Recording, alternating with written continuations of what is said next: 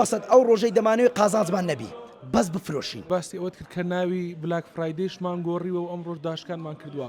ئەو خەڵکانی کە دێنە ئێران دەزان ئەمڕۆ ڕۆژێکی وایە ئەلحەمدوللا بەخۆمەوەمان کرد خەڵکەکە بزانی بلاک فرایدەی یعنی جومعەی ڕۆژ ئەمە ناوەکەمان لابردیە کردیتمانە وایت فرایدەی.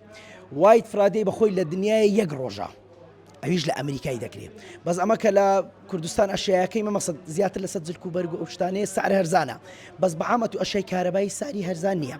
ئەمە چمان کردێ لە بەباری دارایی خەڵکی داشکانێکمان کردیە عام هەتا یەکی یەک لۆی زۆرترین خەڵک سوودمەند بیتن سعر هاتە خوارێ نمونە پارچەی ئەشەی هەیە 200,000 هاتە خوارێ 250 هاتە خوارێ ئەشاشەیە 20,000 هاتە خوارێ بەجێری ئەشیاکەی داشکانێکی زۆر کرایە خەڵکەکی زۆر سوودمەند بووە. ئەوە خۆت چی دەزانین لەسەر بلاک فرایدەی؟ ئەمە وەکو خۆم کە لە بلاک فرایدەی چیە سعر لە دنیاە دەبتە نیوە قیمەت بلاک فرایدەی دەبتە نیوە قیمەت بەس چیە شەریکە زەخمەکان پشتی فرۆشی ئایرەکان دەگرن بەس ئەمە لێرە بە خۆمان شەریکەینە هەستاینە چ دەکەین ئەشەی خۆمان مەسەد ئەو ڕۆژەی دەمانەوێت قازانجمان نەبی بەس بفرۆشین لێ خەڵک ئیسیفادە زیاتر دەکات. خەڵک زۆر ڕوتێ دەکەن ئەو کەسانی کە دێنە ئێران سەران زانیاریان لەسەر بلاک فرایدەی هەیە؟ ئەلحەمدوللا خەڵک ئێستاوە زانیاریەکی تەواوی هەیە بەس وەچ وەشم گوت خەڵکەکە هەیە لە بەباری دارایی معاش و چژ نییە پێڕناگا. هێشتان هەفتەیەک ماوە ئێوە هەفتەیەک پێش بلاک فرایدەی دوازدەی یازدەوە دەستم پێکردیا یعنی لە جمعەکەی دیوە دەستم پێکردیا ئەلحەمدوللا زۆرترین خەڵک لە من سوودمەند بووە.